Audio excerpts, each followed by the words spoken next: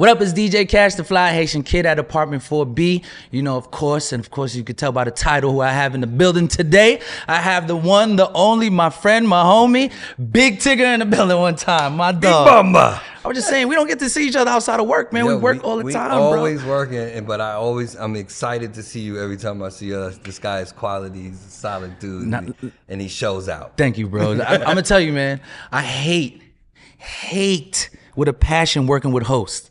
But when I see you, I'll be like, okay, my soul and my spirit is at ease, bro. Because you just get me, you know what I'm saying? Like, you understand how this works. So it flows really well, you know what I'm saying? One, I'm a DJ.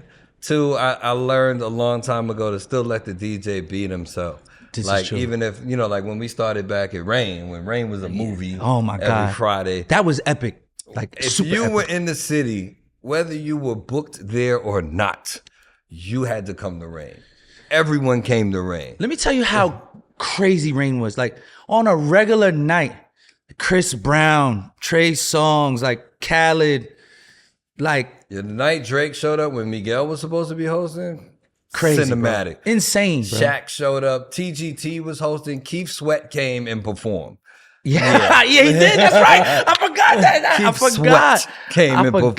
That's like, right. That thing did. was a movie every time. When Future and Sierra was together, R. Kelly too. Up. Well, we're not supposed to say that. Yeah. You got a song with him? I do. 3 platinum. It's on the wall. But I mean, I know people might like to say that, but he performed crazy. It was just an insane type of environment. It was a move, and for me to be the first club that I really started hosting when I got to Atlanta. And then that's kind of where I met you. And I was like, we had this thing in the club. And I'd be like we'd be minded, we're like pacing, we'd be pacing. And then when I see it about to explode, because the DJ booth was like way back there. It was. And I'm standing out there among the masses. I would turn to Cash and go, yeah. And then it was go time. He still does it to this day. It's not the same feeling. No, because I just be trying to push him. Like, he be over there like, I'm just doing my job sometimes. And I'd be like, Cash. Yeah, because sometimes it's just hard because... It's like the energy. Yeah, you know what I mean? And I get it. we're so used to coming in when it's just like already up here. Right. Sometimes it's really hard. And with the radio, because we be live on the radio a lot of times. So, and we're there earlier than, normal. Right, exactly. So we are inviting the vibe. Exactly. And then, but I'll be trying to tell them, nah, we the vibe now. Like, so, I mean, it's a lot of fun, but shout out to Sweet Life Fridays too.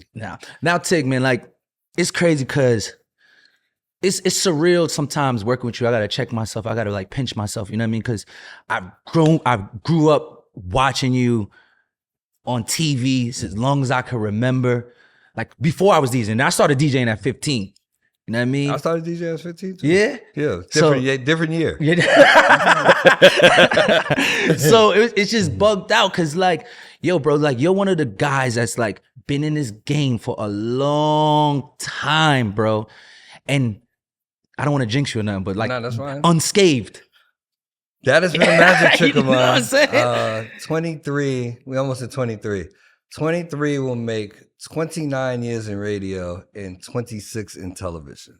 Crazy. Yeah. So I'm getting close to 30. I hope I make 30.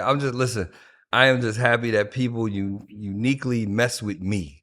Like I've been me the whole time. Like I know you like 9, 10 years. Right. I've been me the whole. I've always been me, and luckily people have gravitated, appreciated, and loved me, and I can't ask for more than that. Nice. Yeah. So let's talk about, because it's crazy because like you said, we've known each other like 10 years.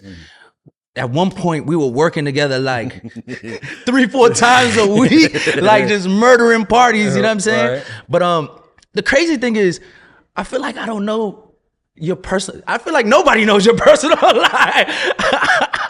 I feel like nobody knows your personal life, B. And like, I feel like, because when somebody asked me the other day, like, yo, Tig, your boy and all that good stuff, like, yo, Tig from New York, right? I'm like, yeah. He's like, which part? I'm like, I think the Bronx. The Bronx, BX. Yeah, you know what I'm saying? Point And for then, yeah, cash. you know what I mean? And they're like, so when did he dip out? When did he move? I'm like, damn, you know what's crazy? That's my boy. I consider him a real friend. And I don't know. That's when I said, I gotta have Tigger on the podcast, bro. I was like, yo, bro, that's my boy. And I don't even know these questions, these basic questions. So let's start with that. Okay, So you from the Bronx. Born and raised in the Bronx, New York. IS 180. Went to Spelman High School. Got kicked out. Graduated from Truman High School. You went to I Truman? went to Truman. Mustang Pride. What's happening with you? Yeah, I Truman, lived in Co-op okay. City, Section 4. I lived on by Building 23, Bensley Place, right by the courts, and 4 by the garage. So, I mean, that's where I grew up, started DJing. In high school, we had a crew in high school. This is how long we've been at this. I had a crew in high school from freshman year. We threw a party. It started out like once a month. And we used to be all up on Bronxwood Ave and on all of that, throwing parties. Like we'd have like the dance halls. Right. And we rented out. And we had this dude, Fat Cat, and it was a crew of us, like 6 or 7 of us. We started throwing parties. By the time we got to sophomore year, they were every Friday. I was in school with a flyer, and you remember there wasn't no digital nothing. Like one of my boys, Lonnie, used to draw the flyer. We used to go to Kinko's. You had to print them out. You had to cut them up because we would split the paper, and then we would break them down, and the whole crew would go to different high schools. Like we all went to different schools, and every Friday was a thing. So I've been doing that since like 15, and everybody had more than one job. I was the MC at the party. I also ran the speaker wire to the amps, and I had to be the promoter. Like everybody was a promoter during the week. That's another thing I've learned about you, bro. Bro, you got mad jobs. Yo, bro. I keep you my got job. mad jobs. Job. That's why I know you Jamaican. You got mad jobs, son. I like working. If you don't live in, listen, if they don't live in Atlanta, they might not understand it, right? Yeah. You are the Hawks announcer, you're the official DJ for the Falcons, morning show on V103, which is like the heritage staple radio station in the city. Yep. This- Might pop up on a Rap City here and there. right, this dude's still on T. Might end up on a wilding out here and there. That's how I know you Jamaican. You know what I'm saying? so who's Jamaican in your family? Are My both mother's parents side. or your My mother's side? My father's regular American. I call myself born Jamaican. My mother's from Kingston, that whole side of the family. I come from the Bogles in Jamaica. Nice. And my father was a Morgan. He grew up in New York. Nice. And my mother met in New York, and there I was. So, How influential, like how much of a part did the Caribbean upbringing or like the Caribbean influence have on you? so I mean, both sides. It was interesting because both sides played a real different role. Like my mother's side of the family was like Jamaicans in the Bronx. So, like I have an Aunt Peaches and an Uncle Bunny and Jumbo and Jerry and Ting and Omar. I'm surprised they wasn't showing up to them parties like Some of them boop, was. boop, boop, boop. So it was, it was a good balance of what we would call an African American Black experience and also the Caribbean experience. I had balance from both sides of the family. So, like my mom was more American by the time I grew up. Like, Gotcha. But she still Bob Marley always playing. Nice. Bob Marley's in the house. But then my father played jazz, and he's playing Luther and Peabo Bryson and all this. He's playing all these other things. So I had a nice rounded, like, listening experience growing up from music standpoint. My mother was a typical Jamaican mom for the most part. She's very strict and might yell at you. But I mean, it was just, just being able to have both experiences from a regular quote unquote Black American experience and a Caribbean American experience just helped round me out, so to speak. Nice. So like when you were doing parties and being in the Bronx, which is like basically little Jamaica. Facts. What was the music you was playing? Like, were you like, was it really like Bashment style, or was it like kind of the classic New York blend of everything? Oh no, it was a classic New York blend, but most of the time they were in Jamaican dance halls. We're in the Bronx. We was up on 231st Street one time in White Plains, and Bronx was one of my favorite stories. This whole night was crazy. Shout out Kingsley and his family. It was his father owned the dance hall, but Kingsley was like the rude boy in the Bronx from the Valley who was like on his way up, and he was Nice. making his noise. So we was at a party at the spot, and there was beef at the door. And it was the first time I saw a gun in real life. And the guy said Good something old Bronx. stupid to Kingsley. And I remember Kingsley pulled a gun and pushed it to his face and pushed him out the door. And I was like, wow, I'm going to the DJ booth.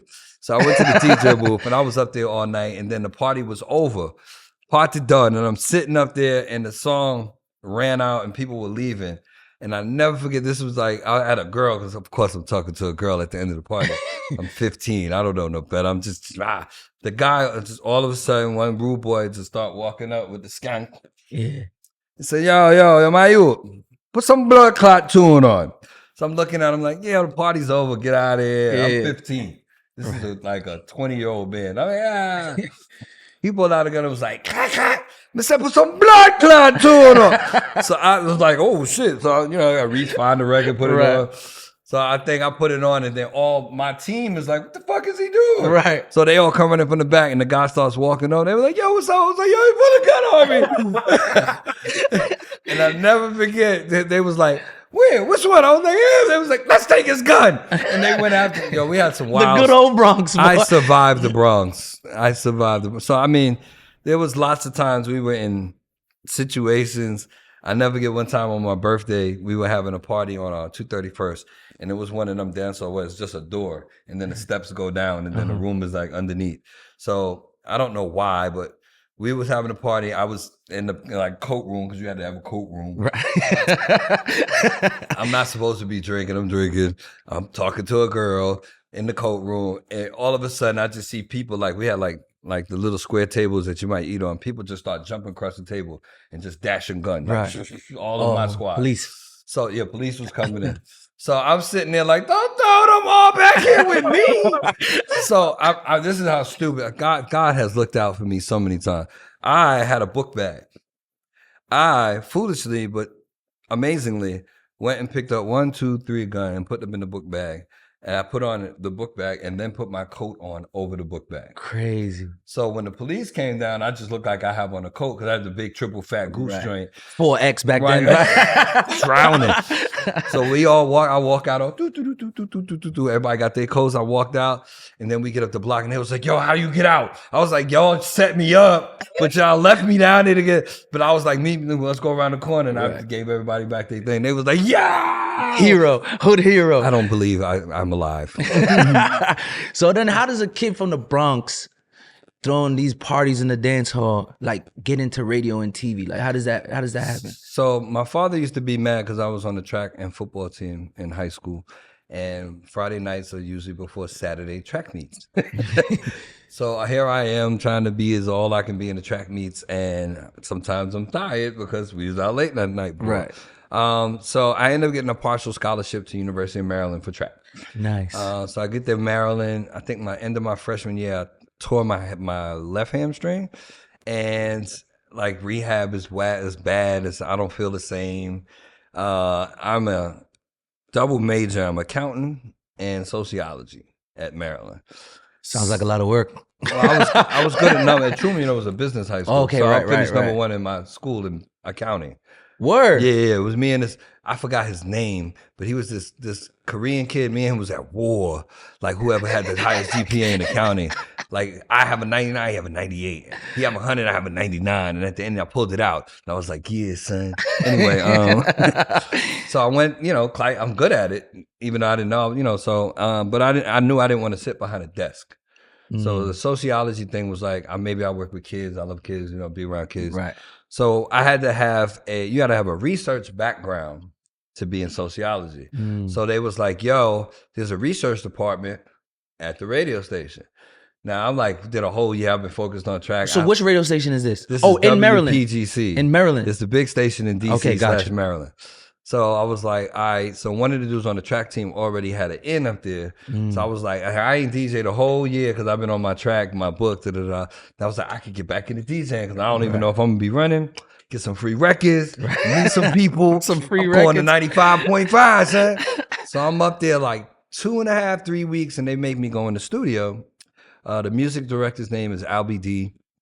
What up, Albie? They was like, yo, go get something from Albie. I go in the studio. He said, hold on for a minute. And he does the break.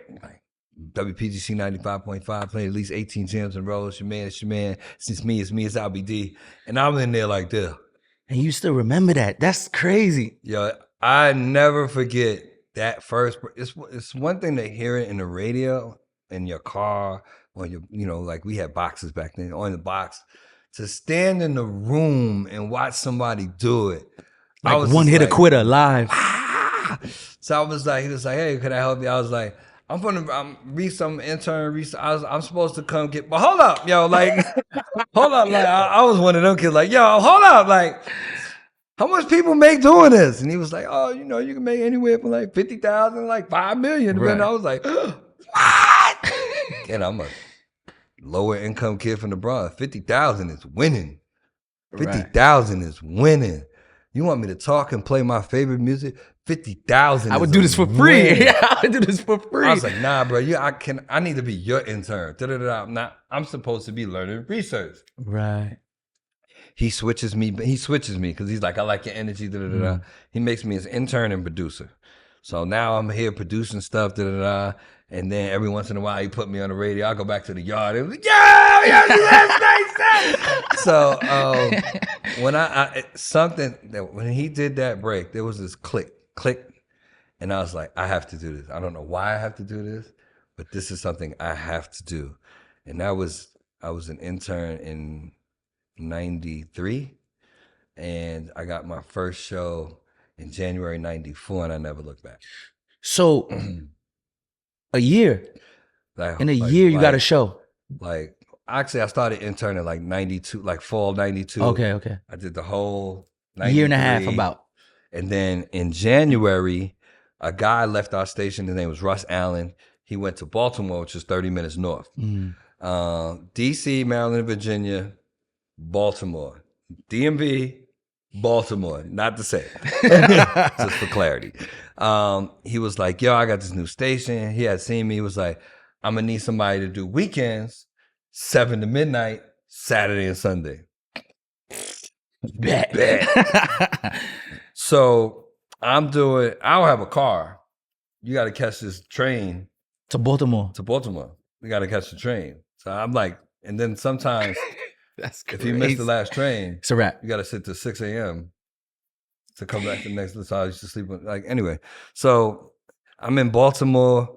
We doing Friday night is like regular radio from 7 to 9, and then 9 to 12 is a mix show, but it's all tape. But I'm like, I have the notes. I know where the instrumentals are. And I'm me. Yeah. You know what I'm saying? They be like, yo, you sound like the DJ there. So, and then we had this bright idea. I started a Sunday night show in Baltimore, which I think they just changed the name for after all these years. It was called a Sunday Night Love Zone.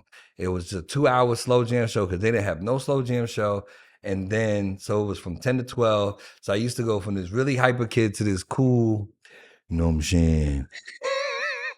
In the same shift? 92 wait, time out. Oh, like it was the same shift, so you started at 7. 10 o'clock, turn the lights off. How? I was LL, son. I was like, oh, when I'm alone in my room.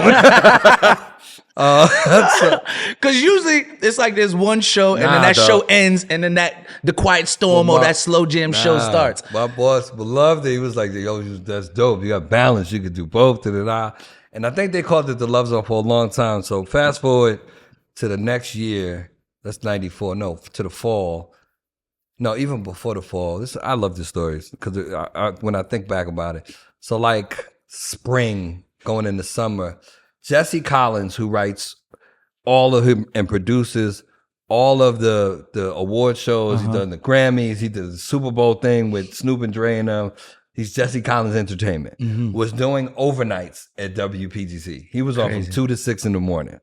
Jesse leaves to go to LA to become Jesse Collins. He's like, I'm out. I'm going to LA. I'm about to do my thing. Right. My boss comes in and says, yo, can you do overnights during the week? I'm still in school. I work in Baltimore. He knew damn well what he was doing. He knew I got off at midnight in Baltimore. The shift starts at midnight on Sunday night going into Monday morning. He was trying to make me choose. Wow. So I was like, I had no idea I was going to pull this off. I said, yeah, I can do it. I wouldn't turn it down. You're like, nah. Right. You're not ducking no fades. You're taking everything. At this point, now I got 2 little incomes. I got a little weekend income. And I got so I had a homegirl at the time, shout out Tracy. I used to borrow Tracy's car. I used to go to Baltimore like on Sunday night, and I used to like, so I like the last break like 11:45. So then this is how big, shout out to WPGC, has a great history in the lineage. Doug Lazy, remember Doug Lazy? Mm-hmm. Doug Lazy used to work the same shift that I was working in DC while I was in Baltimore, but he was at PGC. Right. I used to take like bribe Doug Lazy to stay 15 minutes late. So you could be there on time. I would leave Baltimore at 11, so I was working 7 to 11:45, hop in the car, speed down to Baltimore Washington Parkway, 30 minutes, hop out the car to make my first break at 12:15. Crazy. And then I would do the show until 6 a.m. when Donnie Simpson came on. And then I had class at 9:30. Needless to say, that semester I had a 1.8. That spring 94 semester was bad. It was terrible. I had a 1.8. God. I was so happy summer came. I was like, yay. So you actually finished? You didn't drop out? So in the summer. Okay. Because I've been there, so I know. I get offered full-time in Baltimore doing the Love Zone Monday through Friday. Like I would be like Joyce Littell is here. Right. Like the Quiet Storm. I would be on every night from 10 to 2. And in the same 3 days, I get offered nights in DC. DC is a way bigger market than Baltimore. It's a way bigger station. Crazy. So I literally have a 10 p.m. to 2 a.m. in a smaller market and nights. Right. In the big market, yeah. I love you, Baltimore. Thank you. But I'm out. So I went to DC, and it happened like I launched like right when back to school happened. So I never went back to Maryland. But if y'all want to give me an honorary degree, I will accept it. So I like, and then ever since then, I just kept pushing. But that's how radio started. I literally went in to the studio. Right. Albie said, "Hold on." Albie did a break, and I was like, "What is this?" I want in, and I instantly never like again. That was what 92, 93. Crazy. I've been pushing since then. So how does the iconic Rap City happen? Like how does that come into play? While I was politicking for that night job, I used to walk around my station and tell Jay Stevens, be like, "Yo, Jay, I'm silly putty. Mold me. Like, make me into an icon. You got the knowledge, I got the talent, let's do it." I remember one time he sent me, this is when you're like an intern, like when they were real interns and you did whatever they asked you to. Right. I remember he left something at his house. I took the station vehicle. He was like, "Y'all need to go to the house and go grab something." He'll get to his house. His wife opens the door and I'm like, "Hey, how you doing, Miss Stevens? My name is Tigger. Yo, I just want you to know that you need to tell your husband he need to hire me because it will greatly increase the financial stability of your family for the rest of your lives." I said it just like that, my G. Of course, by the time I get back to the station, she is like, "Yeah, he got it." And then she tells him the story. He's in tears. He's like, "I can't believe you told my wife that." I was like, I was serious. So I have this thing, it's a hashtag in real life. It's called Be Relentless. I've been doing that all my life. So I was doing that. That's how I got the radio shows. And BET is in DC. Right. And this is the only job, there's only one job I ever said I was going to do. After I got on the radio, I told all my boys back from New York, "Yo, I am going to host Rap City." When I found out BET was in DC, I was like, I'm there. Everybody's like, yeah. Wait, time out. You know, this is crazy, right? I don't remember. I only know you as Rap City. So who was on Rap City before you? It was Prime, Dejour, Chris Thomas, who was the mayor of Rap City. Before you? Before me. Rap City started in 1989. Yo, I never knew that. I swear Rap to City God. started in 89. And then right before me was Big Les and Joe Claire. And they were hosting. Big Les the dancer? Yep, Big Les was the female host and Joe Claire the comedian. That's right. Matter of fact, I do remember that. I do remember that. Because Joe had the last interview with Biggie before he died. I do remember that, actually. I do remember that. So shout out Les, shout out Joe. So what happened was I got into BET. I was doing stuff for Teen Summit because I had all the kids because I had nights in DC on Smash. Right. And then they was like, "Yo, we need a younger voice to do voiceovers. Like, cause some of the stuff is younger and we don't want the old dude." So I was in there like once a week going, "Yo, Teen Summit's being brought to you by Snickers, hungry while I wait." Like I was doing that stuff. Right. And then one of the guys, Keith Pascal, was like, "Yo, gonna try this segment out called Hip Hop News. It was 2 minutes. It was on a Wednesday. That was it. I was like, bet. I'll take it. I think BET might have been 25 million homes at that point. Right.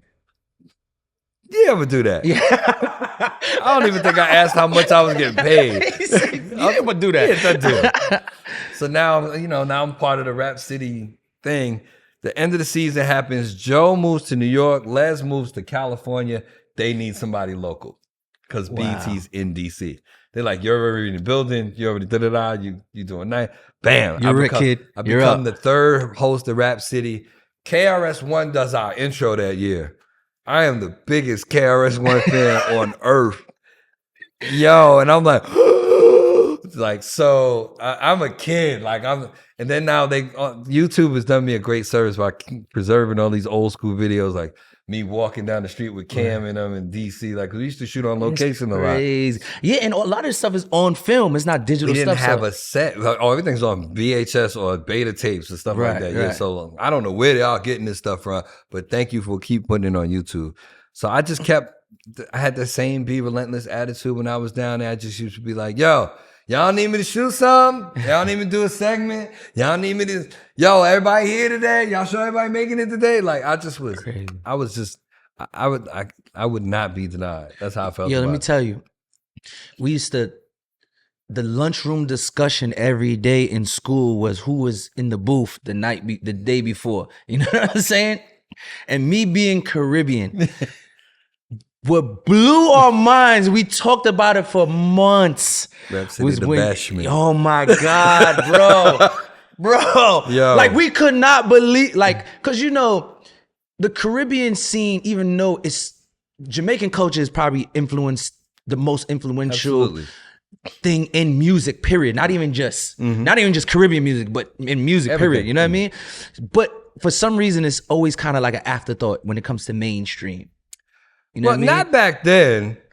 Well, so I would say more so back then, but still not in the forefront like everything else. Like when there was Bob's and and all of that, and then there was the Shaba wave was crazy. Okay, the Patra. The Shaba Patra wave was a whole thing, and then the Sean Paul wave and the Ellie page, Shaggy, all of that kind of came together, and then so when they pitched the idea to me, they was like, "Yo, do you want to do like a reggae themed, a dancehall themed Rap City?" I was like, "Absolutely." Right. I was like, "Who we getting?" And then he said 3 names. I was like, "Well, who y'all want to get the DJ?" Bobby Condas. Bobby Condas. Right. I was like, "All right, well, what artist?" And I'm thinking about, they probably gonna, it's gonna be all right. Right. You thinking they're gonna bring Snow? Elephant Man, not Snow. Elephant Man. Fire. And that's it? Nah. Buju. Whoa. Now, I have spent my entire young person life listening to Buju and Beanie, right, and Capleton, right, and Super Cat. So for you to say Buju, right? Yo, I was like a kid that if you watch it, watch how much of a smile I have the whole time. I'm smiling the whole time. I'm in the back. I am partying like nobody. You couldn't have told me I was not at the dance hall that night. And for the record, it was, who was it? Who was in the booth? It was Elephant Man, Buju. Who else? Who else? It was Ellie, Buju. I mean, Kip Rich was there. Kip Rich was there, but it was really Ellie, Buju, and me, and Bobby Condas was playing the beat. And just the way, this is unrehearsed, one take, they put the beat on, and they was just like, everybody was just like, when he put the beat on, as soon as Ellie was like, J, hey, him, hey, hi, C, hey, Jamaican. I was in it like, I was cheesing the whole time. And the way they played off of each other, and then and you could tell it's a freestyle because my name is in it from They Say My Name. And then I completely made up my part on the spot, and I was just thinking so hard, don't fuck it up. Don't fuck it up. I was like, it was just so much. When people ask me, and I was like, everybody has their own favorite, Rhapsody the Bashment was was big, and I mean literally when I go anywhere Caribbean today, Right. first They thing still out of talking people, about that. Yo, bro, we spoke when we was in school, like we spoke about that for months, bro. Like for months. It was iconic, like especially in these, like at that time when there was a dedicated outlet. There was no social media. There was no YouTube. Like there was just, if you came to Rap City and 106 in Park every day to get all of your information about music and everything. And it was kind of like, if you missed it, you had to wait till like the stuck. weekend or something. Yeah, it was like the weekend. I think it ran again, but you was stuck. yeah. And if you missed it during that weekend, it was a wrap for you. Yeah, there was no reruns. Yeah, it was a wrap for you. Because we didn't have many weeks where we were off. So like it was. Listen, rap. Big up Jamaica, big up LA, big up Buju Banton, Bobby Connor's Messiah, the Dunno. Rap City, the bashment was big. Yo, so let me ask you, as a DJ, right? One of the ongoing debates that we always have on this podcast is one, the influence of like Caribbean culture in music, and two, how it's treated. Like, do you think now like Caribbean culture gets the recognition that it deserves? No, not at all. The Caribbean culture has become synonymous with vacations. This is true. This is true. That's what Caribbean culture is for most people. Part of it, I had this internal conversation with a couple people, and I might have asked you one time, because I felt like the new Afrobeats songs were really dance hall songs with different language. Right. They all felt like dance, and I felt like, in particularly when Afrobeats was really like kaboom, there was no new dancehall songs really. It was like perfect timing. Splashing. Right. So I felt like, not that it could ever be replaced, but Afrobeats, lightweight, moved dancehall over for a minute, because all of those, they went on a run too. They were like, bing, bing, bing. And then I was like, damn, man. And I used to call you, yo, what's the new song? Yeah. I feel like there's no song. And then you be like, hey, it's this song and this song. But I used to be like, yo, Tigger, I play this Afrobeat song, B. This is it. And I'm not, it's no hate. It's no, I just felt like, it all felt like, it just felt like it was the new dance hall almost, because when dancehall was thriving, it was right. Especially when you had one monster rhythm and everybody dropped the right, you had the right people on the rhythm. Right. Like it was just a thing. And then I just didn't hear any new dancehall like for a while. Like it felt like a while, and there was some songs, but they weren't as big as the Afrobeat song. Like none of them really took off like Afrobeats took off. Right. And so I don't think Caribbean culture in general gets the respect or honor it deserves. I don't know who's to blame for that. I don't know why that is. I just think that this world we live in now moves so fast. It's crazy. Like if it don't pop, it's over. Right. And I big up, like Hood Celebrity and some of the younger Coffee and them that's all, putting new energy. But then I just be like, even for them, I ain't heard a record, like, you know what I'm saying? Yeah, because those are the type of artists, like, especially like Coffee, like they like to perfect it, and they like to drop, let it breathe. Right. And they'll do the whole tour thing, and they'll work on music while they're on tour, and then they'll drop, then they'll let it breathe. Because we're so used to Buju or Bounty dropping a rhythm every week. Yeah. You know what I'm saying? I mean, Beanie. And that was the 90s. Like every week they had a different and Bounty rhythm. was working. Right? You know what I'm saying? Every week, literally, there was one or two different rhythms from them. You know what I mean? Big up Sean Paul, still making music, still has a name. Still killing too. Yeah. Yo, he did one music fest, and I just sat there and was like, damn, he got a lot of records.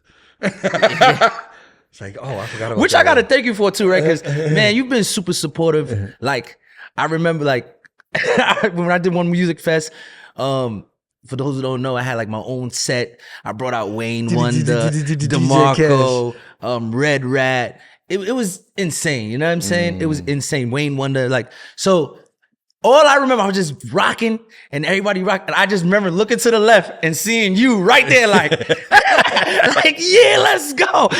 You know what I mean? So I was having fun. It That was dope. Thank you, man. And then Thank you. it's an interesting story. The girl that Red Rat brought out, Pascalia. Yeah. I've known her since she was 13. Word. I met her in the Bahamas. I was in the Bahamas DJing a party with Khaled, and I met her her and her mom at 13. I've known her since 13 because then she moved to Miami in like 2005, 6, and then I stayed in touch. Like we stayed in touch. So I'm happy for big up Cat Pascali. But yeah, like it's been a journey, man, to watch artists come and go. Some stick around, some disappear. How come did you ever drop an album yourself? No. Why didn't you ever drop? Because we used to be like, cause you know at first you'd be like, Tigger gonna rap. And like, oh, all right, Tigger rapping. You know what I'm saying? We used to see in the booth like, oh, okay, Duke can rap. So how come you never dropped the album? I guarantee you got songs in the can, bro. I do. I never had a really good meeting. One of the things I understood early is that it is the music business. I already had 3 jobs. I was doing radio in New York. Well, depending on when it was. No, I was doing radio. We launched Power 105. When Power 105 started, I did nights at Power 105. I was doing Rap City, and I was writing for a magazine called Blaze at the time. So if I'm going to do music, I have to put one or two of these down. Right. And the platforms that come with them. Magazine would have been kind of easy to put down. Radio and television, Rap City wasn't going nowhere if I could help it. So I never really had the right meetings. And I just was like, the other thing that I had that most people don't have is I had an outlet every day on radio or television to really say what I wanted to say. If you think about it, most of your favorite artists' first album is one of their best albums because they have this lifetime of experience. They've been dying to get out and they spill it all out. And then the second album sometimes is okay because they don't have as much time between or life experience to put into that second album. Right. So I felt like I always used to say, well, what I'm going to say? I didn't want to just say what everybody else was saying or follow the wave. Right. But I definitely have some dope remixes I did with certain people. I definitely have some original songs I did with people. I know gotta suck though, bro, that one of your biggest songs you can't even really play no more. that joint with R. Kelly, like that was like one of your biggest joints. You can't even play it no more, B. What was dope about that for me personally is, I mean, the whole process behind how the record got made is a long story, but even that had a Caribbean vibe to it. Definitely.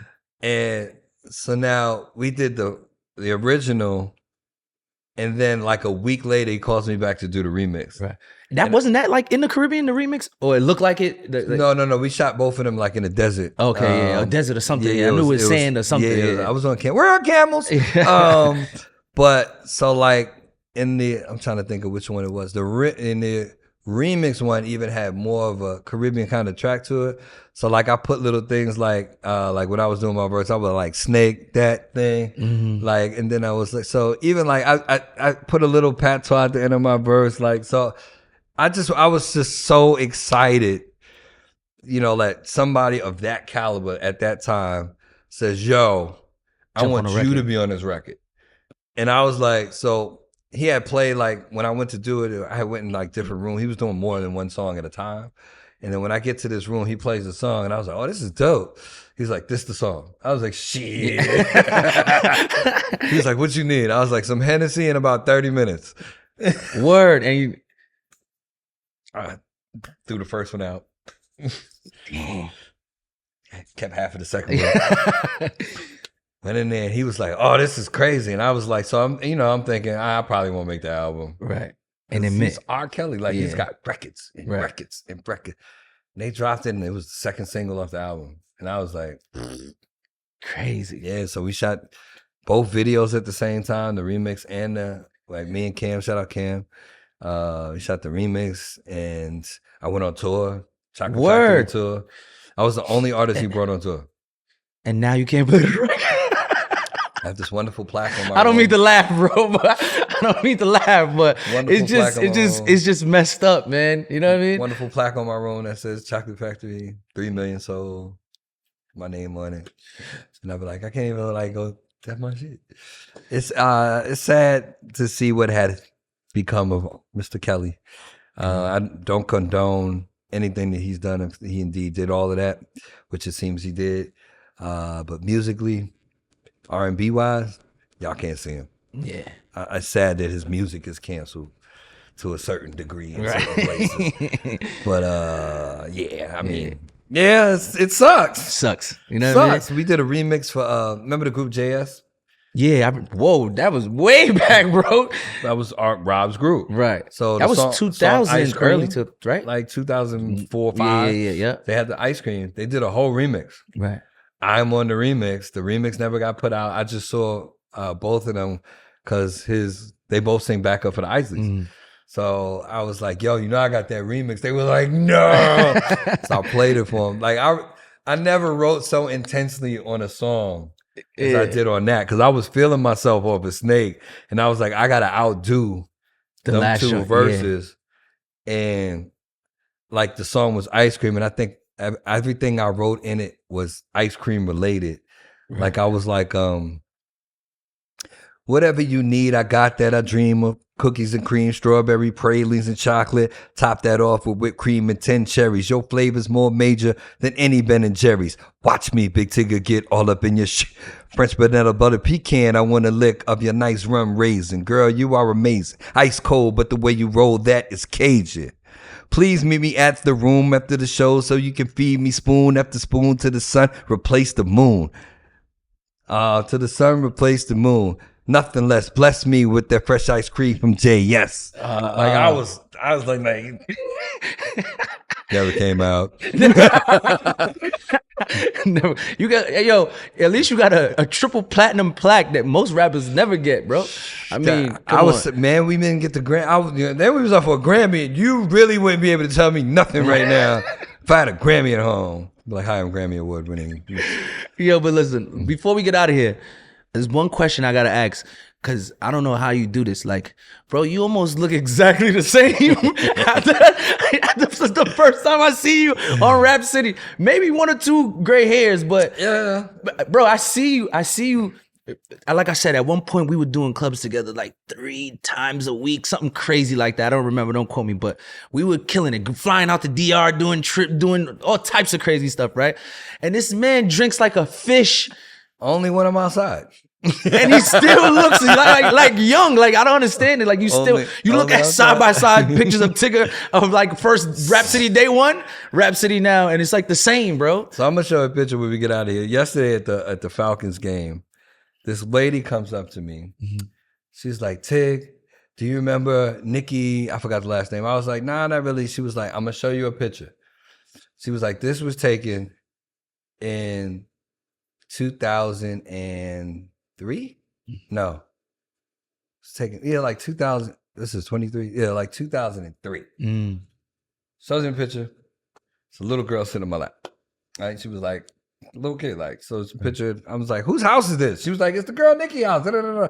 She was like, so her niece. She was like, this is the girl. The girl walks over. The girl is holding her own baby. And she looked older than you. I took a picture. I'm gonna show you the picture. So I want, like, literally, and then I'm looking at the picture and I'm like, damn, I just gained some weight. Like, and she's like, yo, you look this, you don't have any hair anymore, but you look just like basically you. The same. So I don't know what kind of genetics my mother and father passed to me, but I thank them for it. It's the Jamaican genes, bro. That's what it is. It's I also don't abuse myself. I don't really smoke. I will drink a bottle in a heartbeat, but only when I'm working and like outside. So at home, you're not drinking no Hennessy, no wine? Yeah. Okay. I drink a lot of water. I try to eat healthy. I listen, there's only one of you're going to get. Ain't going to be no extras. So, I mean, you might as well try to take the best care of yourself. And the older you get, the harder it is. Trust me. So, I mean, it's a kind of an urban myth, but I like it. Yeah, like it actually drives me now, because they be like, yo, I'm like, all right, I gotta go to the gym. I gotta do something. This dude ages in reverse, B. Like Benjamin Button them. Like, I remember, I think one time we probably had like Club Rain, and somebody took a picture, and it was like, that's Big Tigger? Like, how old is this picture? I'm like, why are you asking that? It was like, yo, this dude looks exactly the same. I don't know how. I'm like, it's crazy. If you really look back, you can see me like way thinner, skinnier in the face, but I definitely did not fall off Thank you, Jesus. Black don't crack, but sometimes it spreads like a motherfucker. My dog, Big Tig. If you're in Atlanta, you can catch him on the radio at like 6 in the morning. Bang. The morning show. If you go to a Hawks game, he'll be announcing. Bang. You go to a Falcons game, he'll be DJing. You done know. This dude's Jamaican for real. Sin. Wait, now that you're not the DJ for the Hawks now, can I get the job? Somebody already kind of See? took the job. And he's supposed to be my friend. They stepped up in the pandemic. You was at home. And he's supposed to be. He's blaming me because I don't want to get sick and He was die. at home. This other guy was like, kill me. I want the job. See? He was dedicated. He was like, He wasn't dedicated. You're right. I would have stayed on. I would have been like, nah, you can keep that. I'm going to go holla at Atlanta United or something like that. I'd be like, I'm good. Yeah, it's a lot of fun. Please follow me at Big Tigger Show on everything. You can get one of these wonderful things there at bigtigger.com. We have lots of flavors. T-shirts, hoodies, etc. And honestly, to this man right here and everybody watching, thank you for your continued support. There's no way I'm here without you. There's no way I'm me without you. Yeah, thank you. We gone. Yeah.